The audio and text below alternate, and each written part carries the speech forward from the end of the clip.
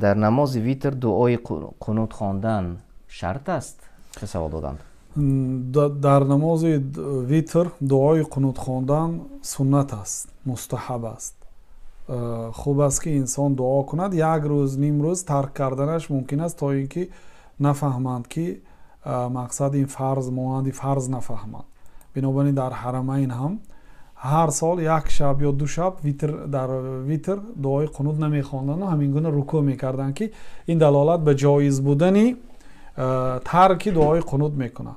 لیکن اکثر اوقات انسان باید دعا کند، چون که علل خصوص اگر ویتر شما آخری شب باشد وقتی قبول دعا هست. الله تعالی میگه که کی میپرسد من میدهم، کی استغفار میپرسد من گناهش را مغفرت میکنم. وقتی قبول دعا هست بنابراین خوب است که در ویتر دعا کنیم. چون ما هم خودمون شاهد گشتیم در مسجد هایی که در اروپا هست هر روز دعای قنوت را نمیخوانند، هر روز دعا نمیخوانند، بلکه بعضی روز میخوانند.